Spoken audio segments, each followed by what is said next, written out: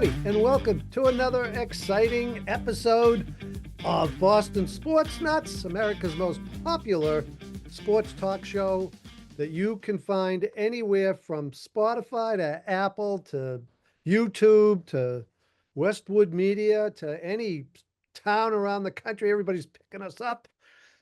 Shots are booming. Ratings are going up. We can't even keep up with it. So anyway, I'm Ken Berman, joined by my good buddies Paul Izzo. Good to be here, Ken. And Jim Russo. Hi, Jim. Good information as always, Ken. It's factual, of course. I wouldn't make stuff like that up, would I? As long as no one checks, it's all good. Okay. Hey, so everybody doing good? Having a good time? Paul, enjoying Florida, I hope? Yes. Not for long. Be heading home soon.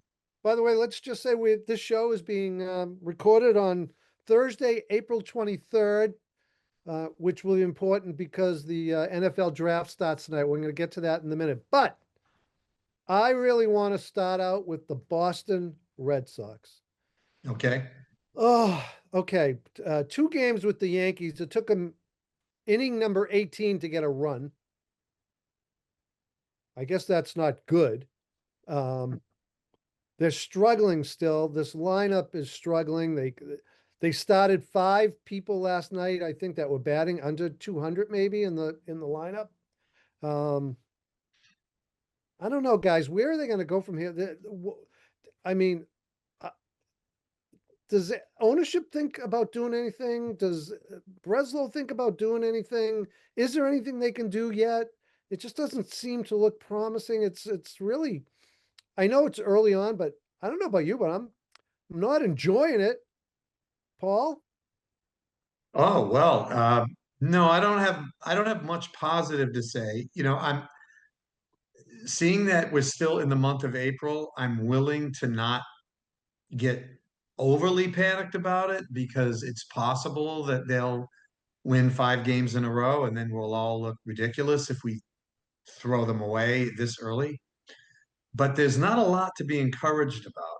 I want to go big picture. Number one, I think they thought that they had found something really special in Roman Anthony, that he was going to be the cornerstone of a rebuild, a bona fide, out of the gate, Carly Yastrzemski level talent. That has not happened. Not Okay, yet. so that's one problem. The second problem is their cornerstone stopper, starting pitcher, Crochet, has had a couple of really bad outings, and they've lost 3 of the games that he has started. If you turn those into wins, instead of being 9-15, they're 12-12, and things look a whole lot better.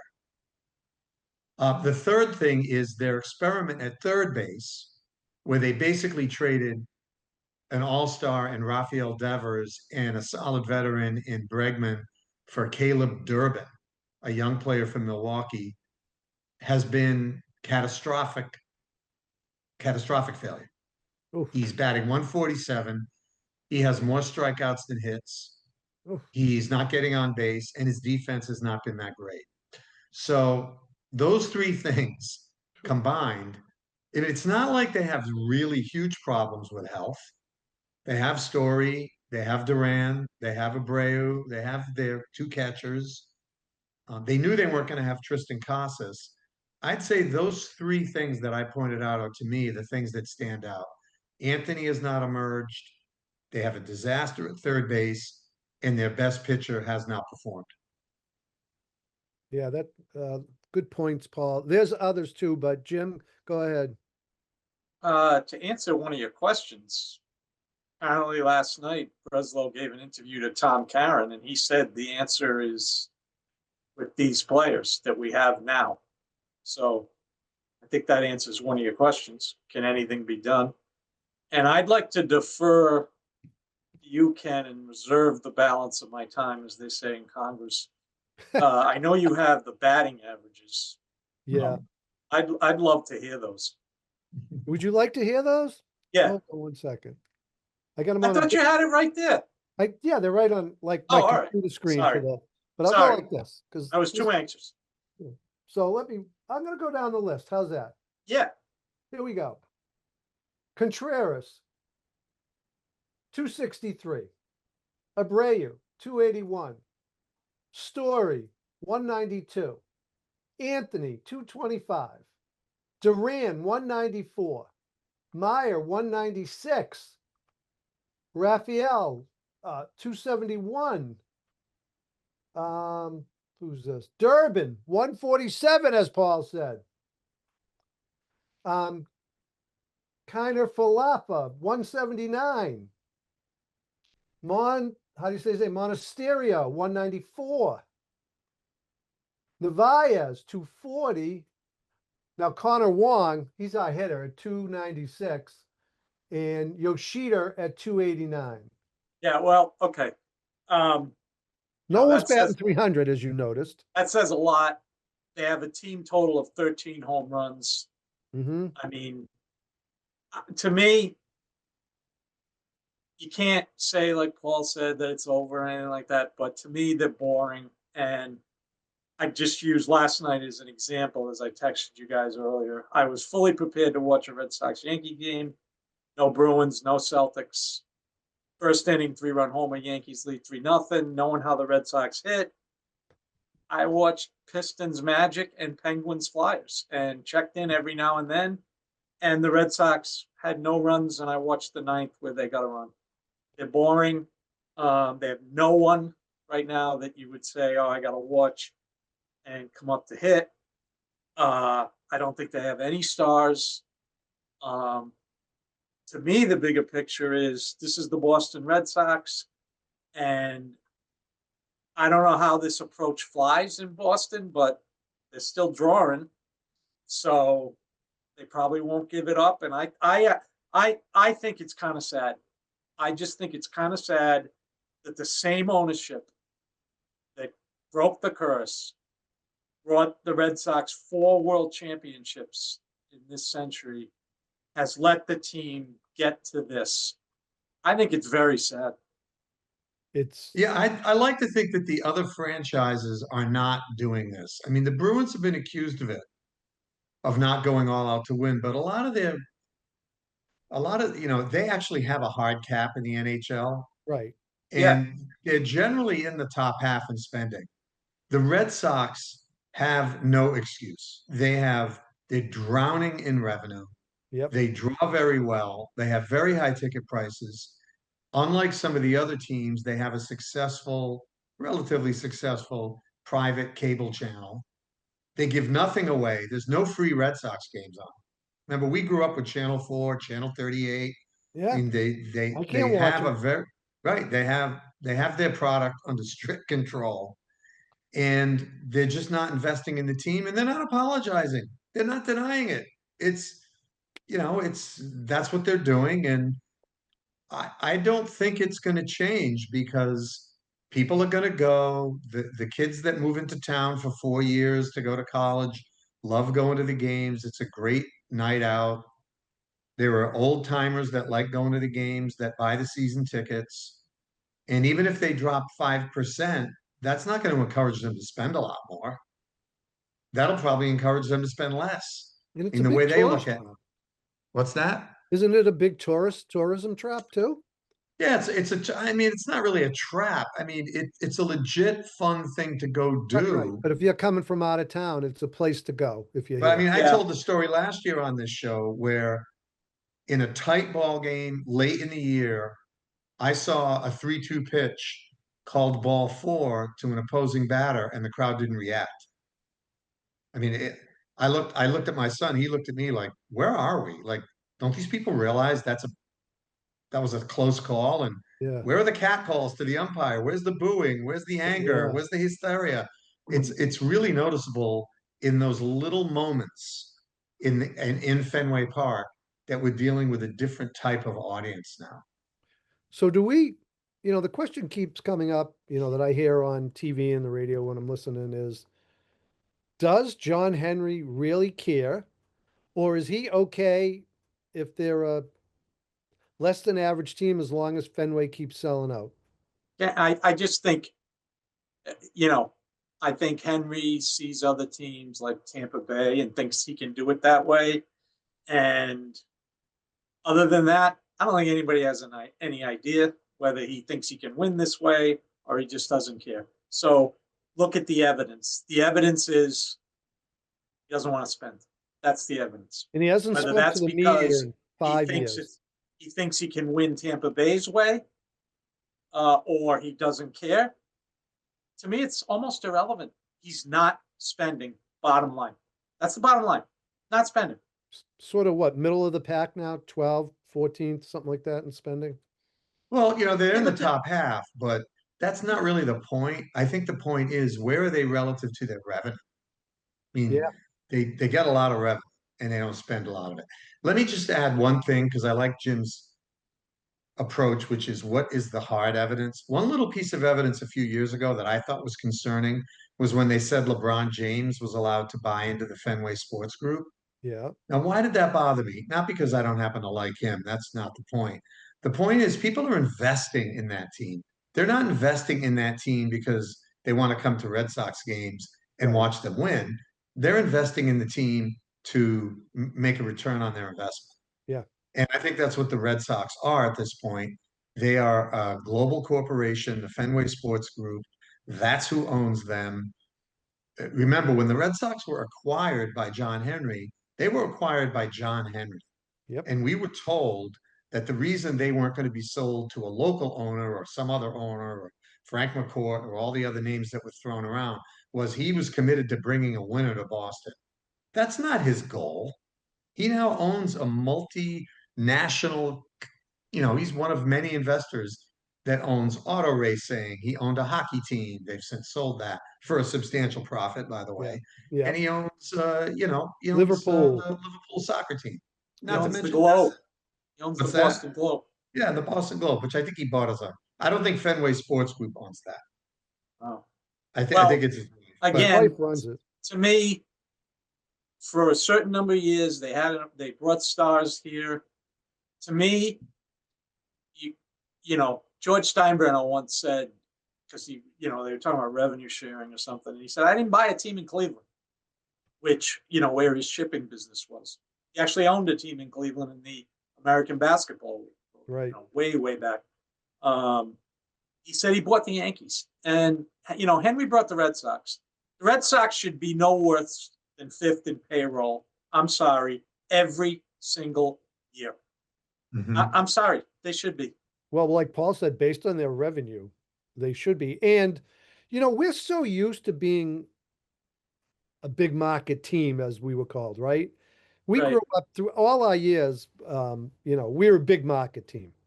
And it doesn't feel that way anymore. Now we feel like Milwaukee or Cincinnati or I feel like a team that's trying to do it without stars. I feel we're a team that's trying to do it like Tampa did it and hope that their farm system produces stars, and then they'll let them go when they got to pay a Mookie Betts, when they got to pay a Rafael Devers, and they'll let them go. And they'll try to do it again. And I think Henry said this even in his other era, that just get in the playoffs, you don't know what's going to happen. Yeah, that's true. You better have some talent, though, when you get there to match teams like the Dodgers. You better have somebody that can, not just sneak into the playoffs with 85 wins. You better have somebody with a rotation and some guys that can hit good pitching, because that's what you're going to see in the playoffs. You're going to see 2 or 3 good starters a series. And I just figure they're a team, for whatever reason, that's trying to do it this way. And it's very boring to me. I mean, I turned that game off in the top of the first. Sorry. And I love baseball and I love the Red Sox, as you know. But Well, can I interject here something? Yeah. If you look up payrolls, and nobody agrees how to list them. I mean, if you look at Fangraphs, they tell you one thing. If you look at Baseball Reference, they tell you another thing. If you look at USA Today, they'll give you another thing. In every case, the Red Sox are in the top 12 out of 30. Okay. The only thing I want to pump the brakes on is it's not just been the payroll. Okay. It's been allowing talent to leave right. and get very little in return. But Mhm. why is that? To reduce payroll? No, but if they were No, committed, if they were no, committed, can I finish? yeah, If they were committed to having a lower payroll approach, you might be more strategic about it. And for example, not let Bogarts walk for nothing, not wait until the last year of Mookie Betts's deal. Make a more uh, strategic trade of Rafael Devers. They're letting these big money guys go and not getting anything in return. So it's kind of letting them off the hook. I mean, for example, the Durbin trade, which really doesn't look like a good trade at this point, that wasn't money driven. That was just a dumb move. well, that's a separate issue, which I agree with you on. They've made bad moves, but I think the moves are caused by them not wanting, to have a player that makes what Mookie Betts makes, or you know, makes what Rafael Devers made. Even though they signed him, in a panic. We know that they lost Betts, they lost Bogarts, and they signed Devers to kind of calm the storm. And then they had second thoughts, and they got rid of them. And you're right, they're getting nothing for these guys. So one, I'd like to keep these guys, but two, you're right. If they're going to get rid of them, get something. Get It's some. By the a way, fair point. another issue to me is Breslow. When you think about it, he was like the 11th guy they offered the job to. The first 10 turned them down. I mean, I'm not sure we got the cream of the crop talent wise at that spot Yeah, either. but you know what, Ken? Maybe he's not, but you can't bring a Dave Dombrowski into this situation. They got Not rid of now. him. He won him a World Series, and they dumped him because Dave Dombrowski is going to try to get stars. Yeah, Um, bring you him know, back. I want Brian Dave Dombrowski Cashman back. goes for stars in New York. Now, They it's won no last. guarantee. I mean, the Mets have lost what, 12 in a row or something? No, they won last night. They won last night. All right. And the Dodgers, they go get stars. To me, those guys are, what are their farm systems? Dodgers have a good farm system. That would be the most fun team The to watch. Yankees tonight are going to pitch the kid from Massachusetts, From Walpole. Walpole, who's great. Yeah. They developed him. He wasn't, So so they're doing both. And that's what a big market team should do. let me ask you this before we move on. I'll ask you both this. Does this change if they keep going bad now and then the ballpark gets emptier and emptier as the year goes on? I'm going to answer that one, and then I'd love to hear what Jim says. I say yes, because that's been their pattern. They have swung back and forth in the last 20 years in panic modes about buzz, attendance, ratings, poor performance. And, like they ran off and signed Hanley Ramirez and Pablo Sandoval and Matt Clement, all these different deals they've done. When they've failed to do something, they very often turn around and do the opposite. I don't think they will just continue to be bad and mediocre.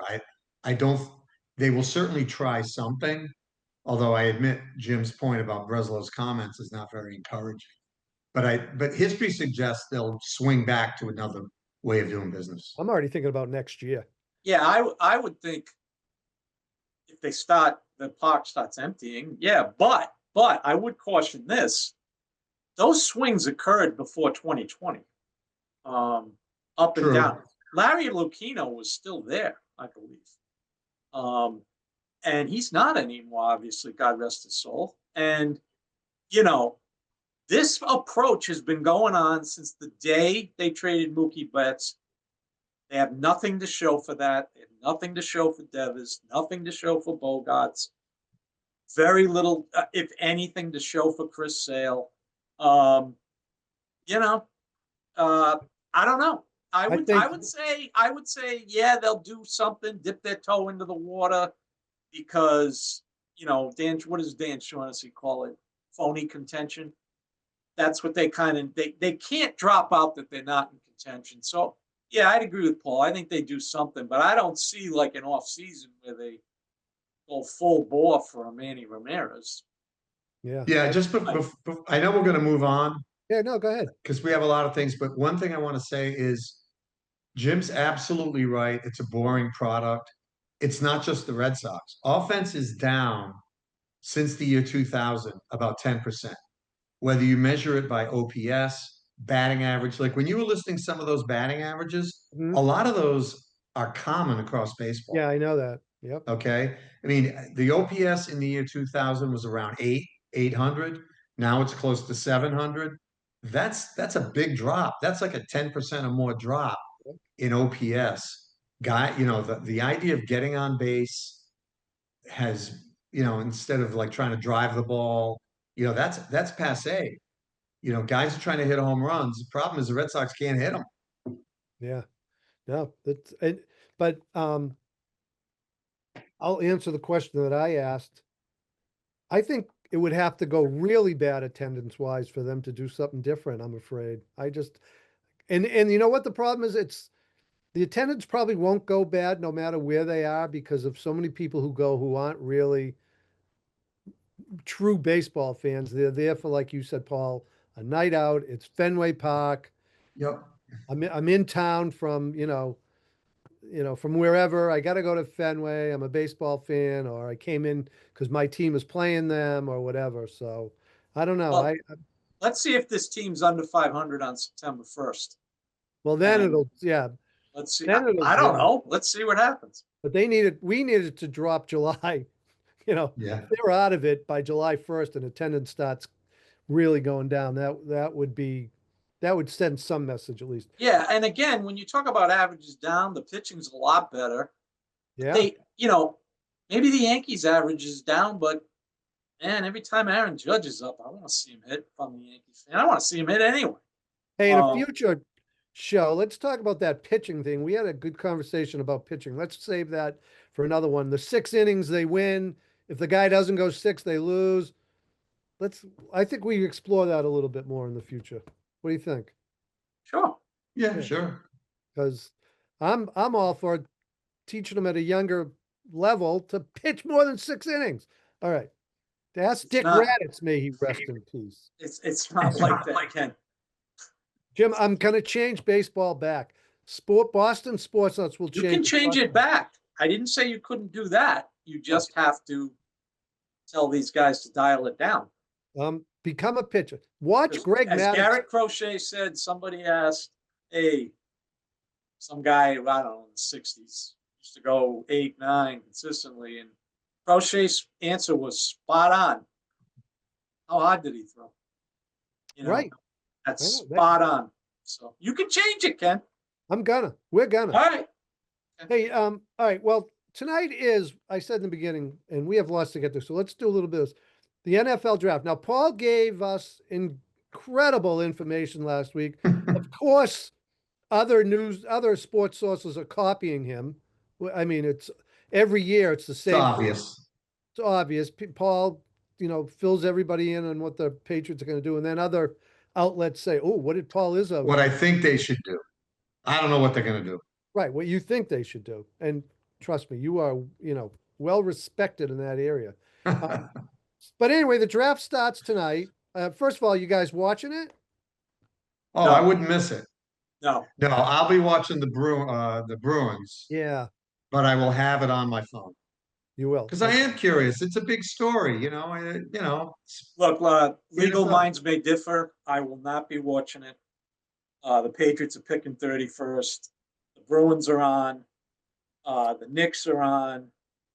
I couldn't care less about watching 5 minutes of hype, or 15 actually in the first round. I was at 10, watching these phony hugs from Roger Goodell to these guys he's just meeting, and like they're long lost. You don't want to hear Mel Kiper?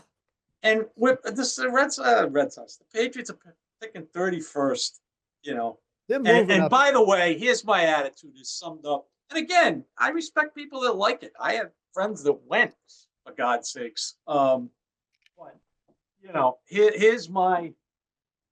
this sums up my attitude toward the NFL draft.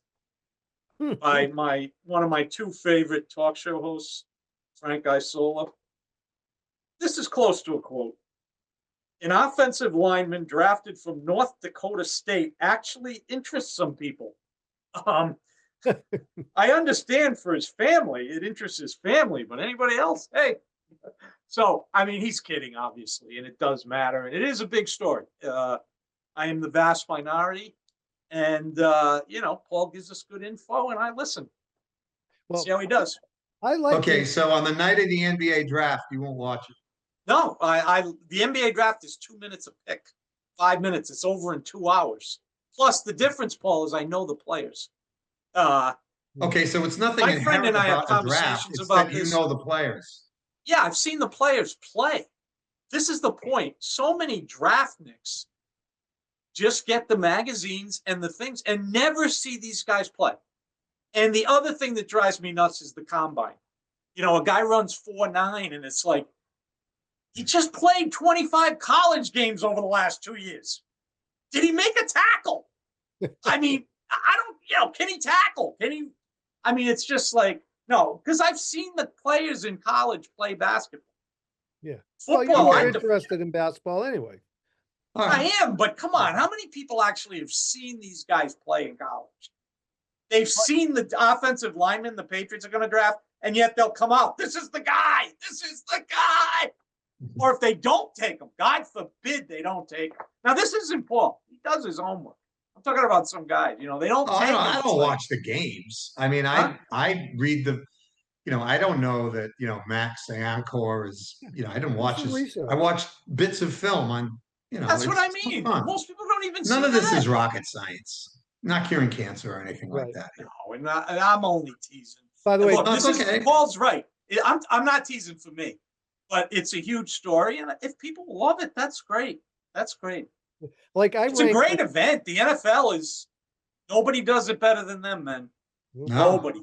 No, I ranked drafts as I like the NBA one best because of what Jim says. It's quicker and there's only 2 rounds, and the first round is over in a couple hours. And I know some of the college players because I've watched, but I think the NFL to me is my second favorite one because baseball, you have no clue.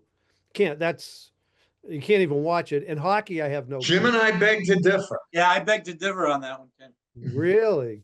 Well, because you guys are YD. We have personal relationship now with these That's guys right. that get drafted. Yeah, that's moved up to my second favorite draft. The NFL's down to 3. Is that televised? That's not televised though, is it? Yeah, it is on MLB Network. Oh, Yeah. okay.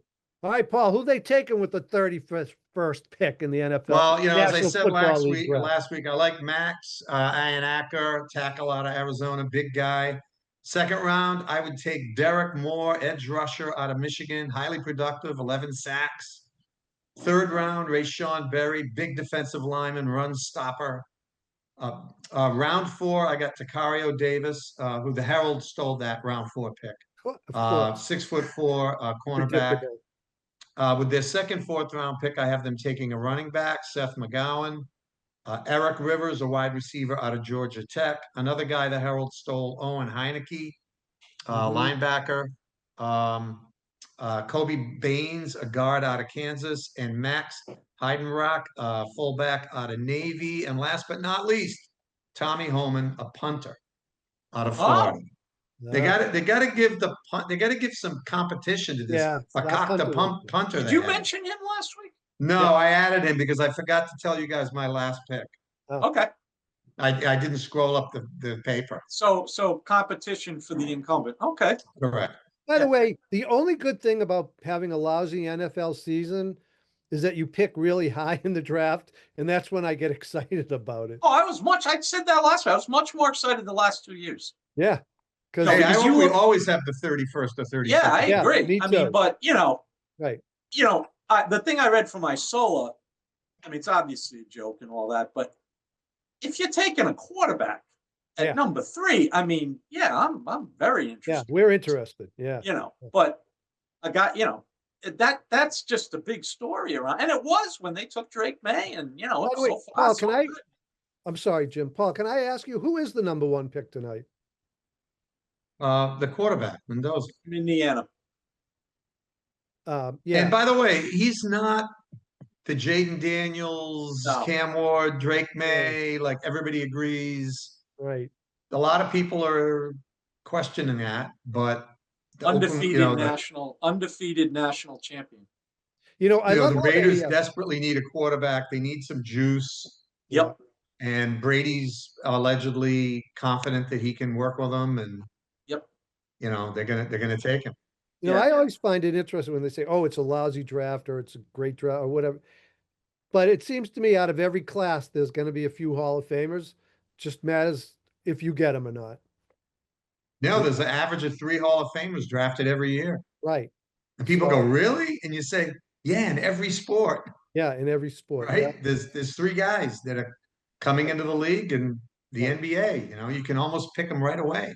Yep. All right, we're gonna get on to the NBA, Ken. I know. Actually, one more thing for Yeah. Scala had a good observation today. Actually, he was asking Isola a question, and the answer was interesting. That if you look at the 2 drafts too, you know, how many rounds, like in the second, third rounds, those guys are expected to play. Yeah. In the NFL, whereas in the NBA, as Scal said, the top 10's expected to play right away. Yeah. Then, if you get more, that's great. They might play their second year. Yeah. But that's interesting too, because hey, 3 rounds, you're looking at least, right, Paul? Maybe 4. You're looking Well, for I mean, somebody even that can fourth, play. yeah, the fourth round, I think the dividing line is you have the first round pick. Then you have 2, 3, and 4 are supposed to be solid contributors. Yeah. Yeah, And then 5, 6, and 7 are your flyers, I think. yeah, They used to yeah. have like 20-round draft. And that's a lot of players that are going to actually play in, Yeah. as you like to say, the National Football League. Yeah, I think I might have said NFL earlier. I apologize. Before we go, one thing we don't talk a lot about, and because it's a whole different thing, but unfortunately, I heard more bad news from Mike Vrabel today. Well, I'm not sure if it's bad news, but not good news. They've now released photos from 6 years back. It's taken 6 years ago of him and Diana Rossini together and more intimate pictures and things like that. And he's taking the third day of the draft off for counseling, and so it's just a lousy story. I think it's I don't know where it goes, and I'm not judging anybody, but it just didn't get any better today with more news about that. A, I'm judging, and B, I think it's a big story. Okay. Uh, what he did, if he was committing a serial adultery, he put his own personal relationship with his wife and children at risk.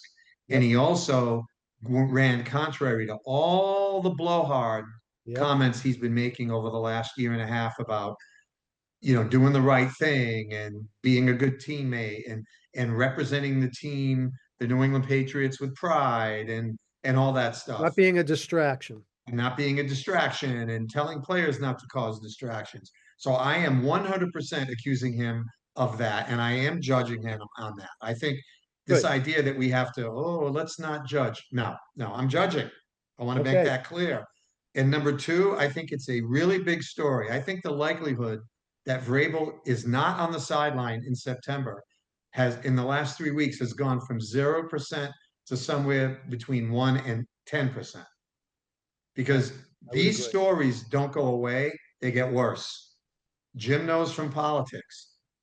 All the journalists that think they can get a click on this story are going to be on it like white on rice. And at some point, the team's going to have to deal with it. And this idea that it's going to be, I mean, he can't control all the press conferences. There's nothing to prevent people from asking him about it. Nothing. Yeah. It's going to be a distraction.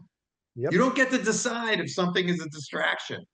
This No. is a distraction. Politicians can't go, I don't want this to be a distraction. The guy that does Stillwell, Scowell, what's his name? That just There's got Swallow. There's 3 of them Swallow. actually that Right, have now just resigned. he was going to 3 run have for a resigned. major political office, and he was alleged to be involved in extra, inappropriate conduct, and he can't now his political career is over.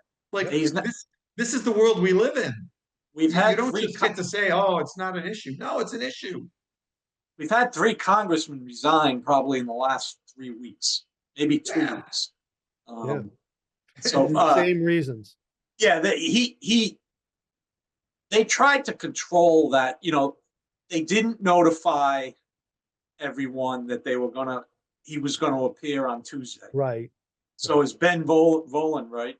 wrote, this report's being filed wherever he wrote, because he wasn't there. He thought it was going to be like some, No, they said 2 players were going to be there. yeah, 2 players and, the stories, the draft. So he didn't go. And then all of a sudden Vrabel comes out. And then after he gave his statement, they kept saying, football questions only. And as Volan wrote, to the credit of some of the reporters there, they asked questions. Good for them. Yeah, I mean, as Paul said, you can't control the narrative. You can do your best, put the best spin on it, Yep. but you can't stop people from asking about it. And we'll see. We're gonna see where this goes, Paul.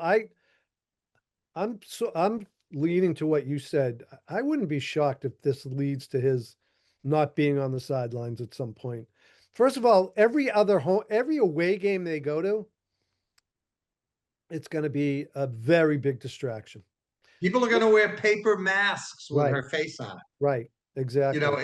They're going to be Halloween costumes. There's going to be, Right. it's going to be a big, especially in that world Mhm. where there's no mercy. Right. Anything to distract, and the other thing that happens is the sports media in Boston has gotten very compliant. Mm. There's no more Will McDonough's. Dan Shaughnessy's not, he's writing his column, but he's not really in people's faces the way he used to be. Right. There just isn't, Felger talks about this all the time, how compliant the media has gotten. But when a story crosses the line from sports into something else, you saw that with all these gates, deflate gates and spy gates.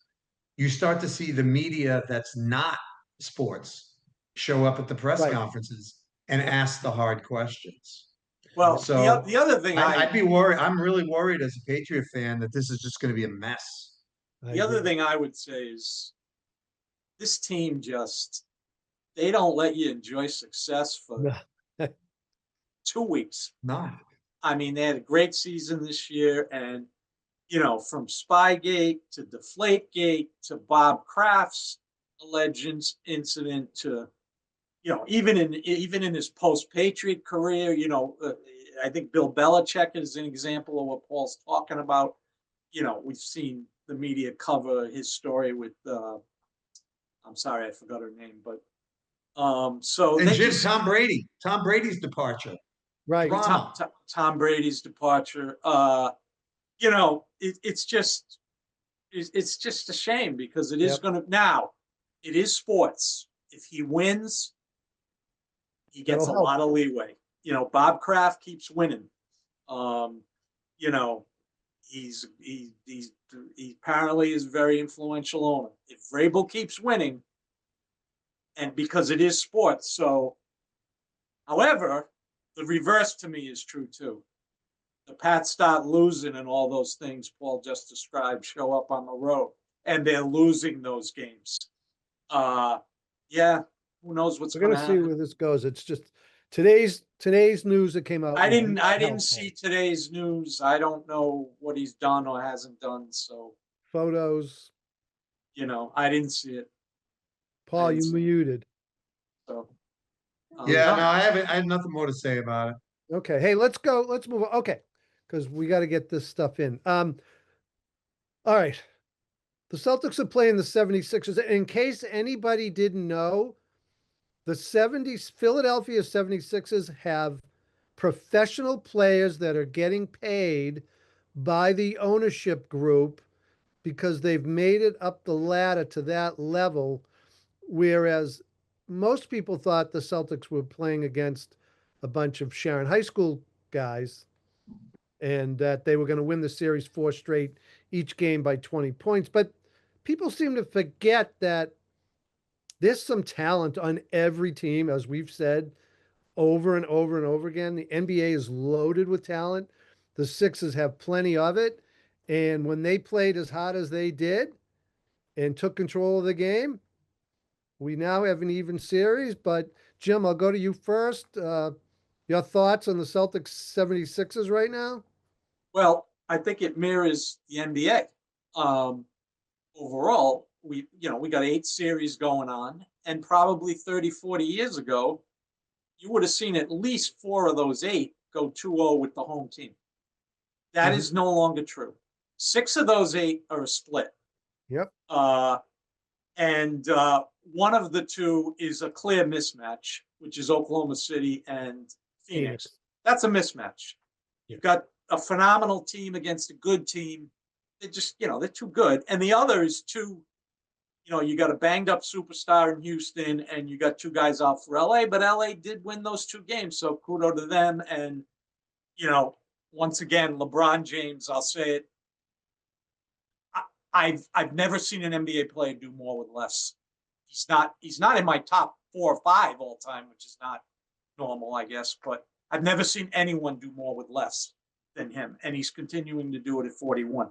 But as for the Celtics, yeah, I think we all said last week this is a very competitive series. I rewatched the show. I think we were in agreement on that, and Game 2 proved it. I mean, I don't know how you can watch Tyrese Maxey, how you can watch Paul George, how you can watch VJ Edgecombe and say, this is not a good team. I mean, I just don't know how. And then say the Celtics should sweep or win in 5 as if they were the 86 Celtics with 5 Hall of Famers and Danny Ainge. Yeah. I just don't understand that. I mean, it's happening with the Knicks, who I think are a better team than the Celtics. And the other series is Cleveland. I'm sorry, it's 5-3. Cleveland went 2-0. Yeah. I don't know how you can say that. So I think the Celtics, I think in retrospect, that big lead they got, they clearly did not play as hard as Philly. They paid for it. They made a ton of defensive mistakes. Overhelping, which Brian Scalabrine said this morning after I wrote it, but to his credit, he would have, he said he rewatched the game and saw that. But I'm just teasing because I've learned a lot from him actually. I forwarded him your article, Jim. As I did from you did, all right, as I did from Tommy and Kuz. But they got to tighten that up, and that's not sexy for the fans, but those things matter. In a playoff game, they matter. If Sam Hauser overhelps, allowing Max, when he comes from one side, when 2 guys are guarding Maxey already, and allows Maxey to throw it to a wide open Edgecombe because he overhelped, I'm sorry, that matters as much as Hauser missing a wide open 3 in the 4th quarter. It's still 3 points. It matters. And, Gary Washburn did a good thing today in the Globe. He said the 3-point defense has got to change, but he was very fair. He seems to have a different attitude toward Missoula. Because I agree with Washburn. It's got to change. But he did list 3 instances where they got burned when the center came up and guarded Maxey. So Joe's got to come up with something because nothing's working right now. Gonna draw Nothing's something working. up. So, Something up. and the Celtics also, to me, reverted in the 4th quarter to bounce, bounce, bounce, Tatum and Brown, shot clock goes down. And, as Eddie House said after the game, a lot of reason they're getting bad shots is they're taking so long to stop the play. Yep. He's absolutely right about that. So, but, since we've been on the air, the first game was outstanding. And I still think it'll be a 6-game series. And we'll see on Friday night.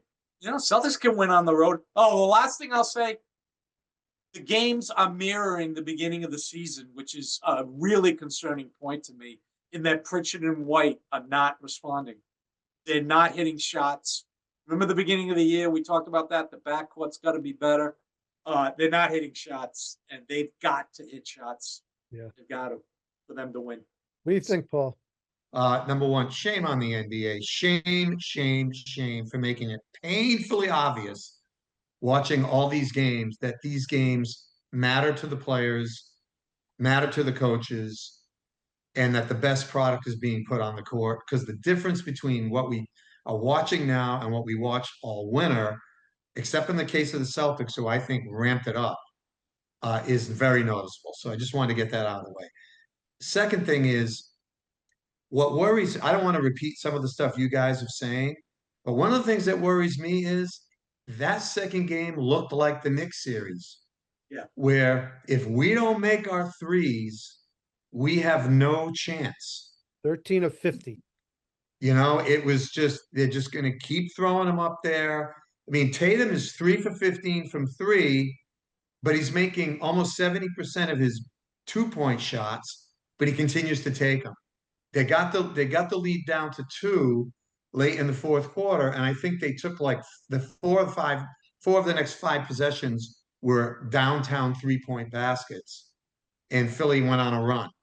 Um, you know, the other side of it is Philly had their fourth or best shooting night of the year from three, Yeah. including regular season. 80, 49%. what was it? 49%. Yeah, I think it was their fourth best game this entire season. I don't think they're going to do that. They're not a really great 3-point shooting team apart from Maxey. Edgecombe's actually not a great 3-point shooter, No, but he is a 56, special 27%. talent. Yeah. Wow, I mean, it's hard to watch him. So, am I worried about it? Yeah, because I always worry in the playoffs when I root for a team, Yeah. Yeah, even me if we're too. favored. Yeah. Yeah. Doesn't matter. I always worry, but I think the Celtics are the better team. I think Yeah, they hey, are the better team, and I think if Embiid stays out, the Celtics have a very good chance of winning the series. A very yeah, good hey, Paul, to chance. amplify your point, I thought that was the biggest play of the game, and it Yeah. doesn't mean the game was decided by that. The Celtics got it to within two, and they got the stop, and Derek White got the ball, and he did not push the ball. He slow walked it up, and he gave it to Tatum on the side, on the wing, in front of the Sixers bench, who immediately shot a contested three. Right. I've said this for 2, 3, 4, I don't know how many years now. To me, it's not the quantity, it's the quality. And if anyone thinks those were quality threes the other night, they were not. Because the Celtics never got in the paint. Now, when Sam Hauser missed that one in the fourth, that's a quality three. He better take that shot. Yeah. It was But open. you've got to get into the paint. And Jaylen Brown's made a living in the paint this year. Jason Tatum is shooting better from two. But if everybody gangs up on you in the paint and leaves those shooters open, now compare that to the Philly run, which comprised of not drives, guys. 4 out of 5 of that Philly run were threes. 4 wide open threes, of which they made 2. Quality threes. And a drive by Maxey. So, if you don't have a quality three, get into the paint, which if you really want to shoot threes, that's what usually creates the quality three. But this catch and shoot three at the biggest moment of the game, I just was like, oh man. Yeah, that It's was a right in your horrible face. shot by Tatum. He wanted the big roar of the crowd. He wanted the hero shot. He wanted to put them up one after they've been trailing for 3 quarters. He went for the whole thing, and it actually.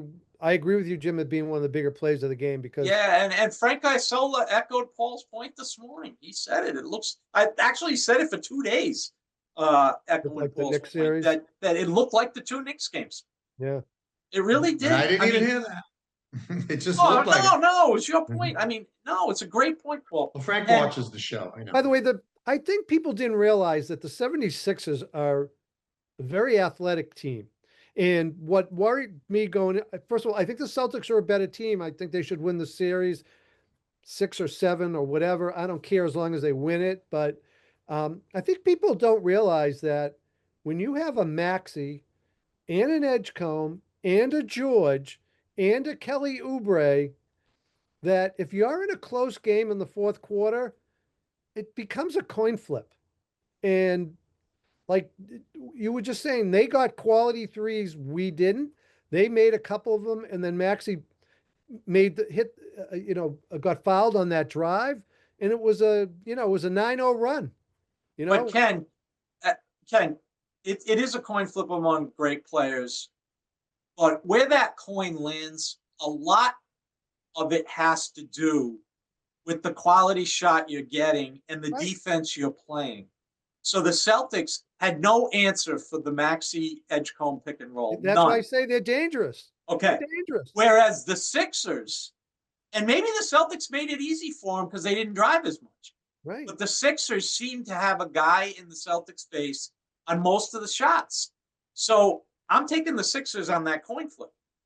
If I had to bet, if I knew that in advance, which of course I don't, but that's got a lot to do with who wins these. Now, if the teams are both playing defense, that's different.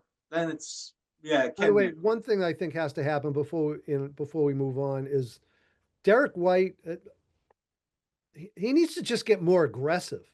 I mean, he was sort of just laying back the whole game. During the season, he got very good at getting in the lane and making a little floater and, using his length in his arms to get around the bat. He needs to get more aggressive because he needs to make Maxey work a little bit because Maxey's making him work. So yeah, well, he can't drive past Maxey. I don't think. No, he That's can't. been a That's problem.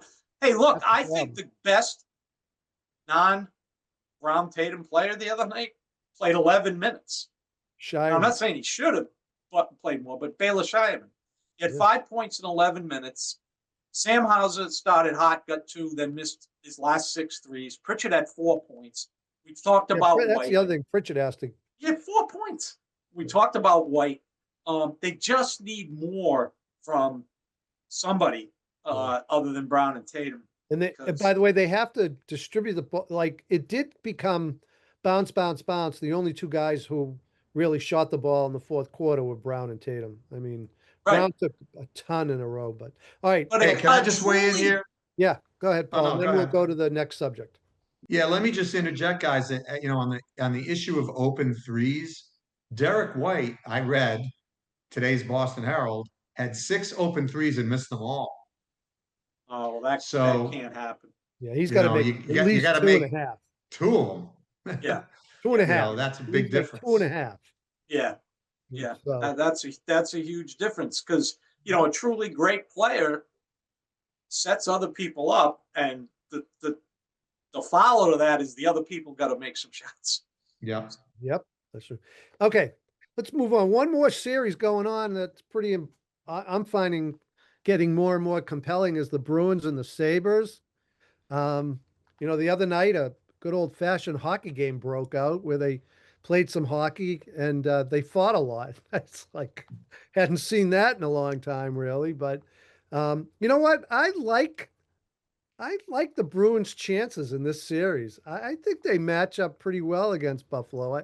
The first game was crazy, and the second game almost got. I don't know, but I don't know. I'm liking the Bruins, guys. I don't know about you, but I think the Bruins are going to win this series. Well, I want to say something, Ken, about your comment there. How many fighting penalties were there? 0, because that wasn't fighting. That was, I don't know what you'd call it. These guys are just wrestling, hugging each other, and they may want to fight. They're the toughest athletes in sports, as we've heard time and time again. I wouldn't want to be in one of those at all. Nope. Certainly not capable of. But they want to go, but they don't want to sit for 5 minutes in the playoffs. And what we're getting in this series is guys grabbing jerseys, helmets falling off. And what we're also getting is all 10 of them at once. I don't know how the refs are doing it because there's only 4 refs, but there's 5 scrums going on. So, but anyway, as far as the hockey, the Bruins could easily be up 2-0. It was a little nerve-wracking at the end of that game, giving up 2 goals. I saw that McAvoy gathered the team at the bench during the timeout. So, we've seen some hoop players do that. Well, Swayman called the timeout. Yeah, and we've seen, David Ortiz famously did that in the 2013 World Series, I think. He really was animated. So, it's a fun series so far, and I'm looking forward to tonight. Absolutely at the Garden. Garden's going to be loud. Yeah, Paul. Yeah. Well, I wish I had your optimism. I see a team that blew game 1 on the road. We had a tremendous opportunity to take control of the series, and damn near blew game 2. Yeah. I mean, Yeah. they're up 4-0 with half a period left. Yeah. And you go to the restroom and you come back and it's 4-2. The crowd's going insane. I Yeah. I was sure they were going to make it 4-3, and we were going to have to sweat out the last 2 minutes.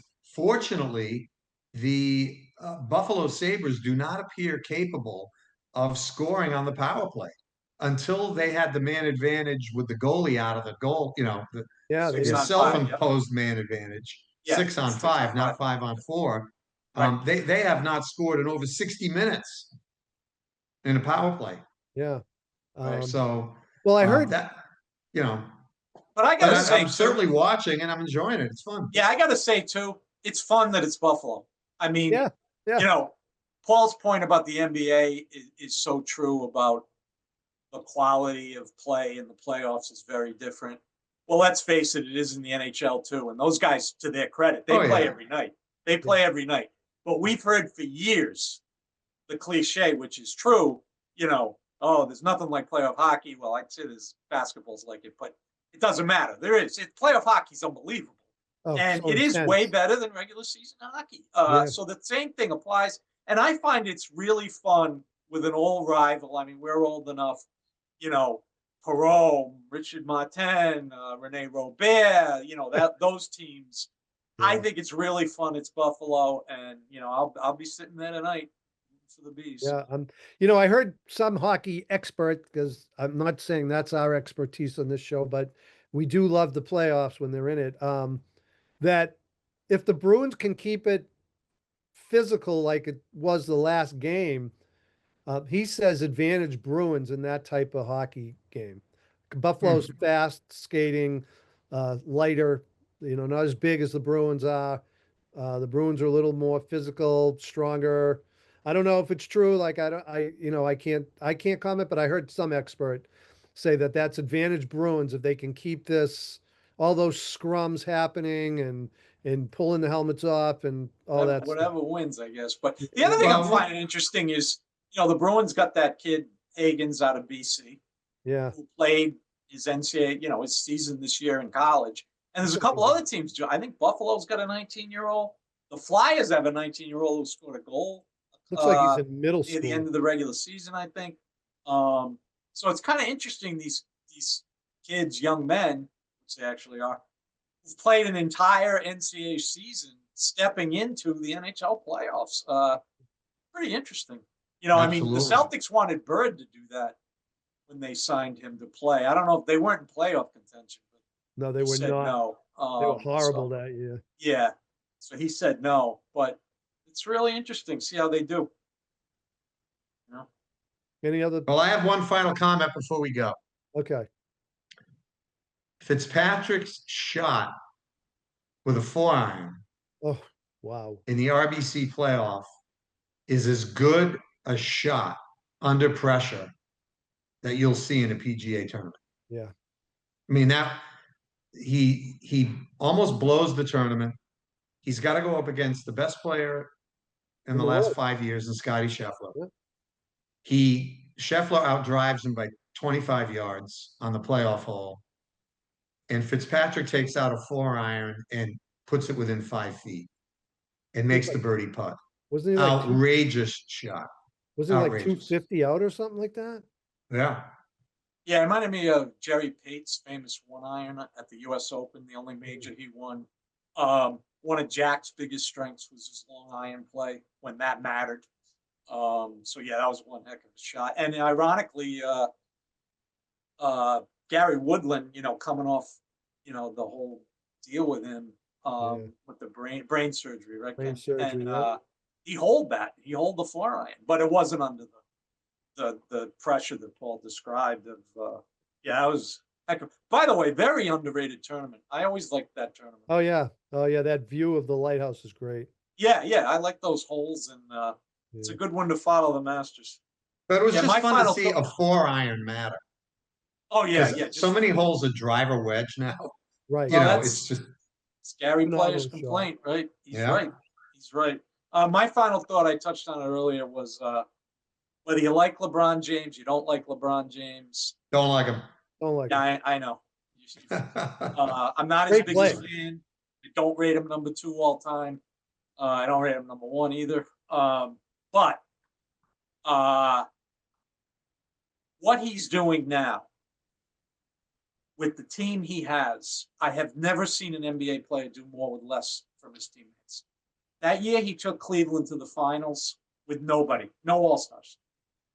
Beat Detroit, who was a very good team, maybe even the defending champ. Beat him almost single-handedly in Game 6, I think, or Game 5.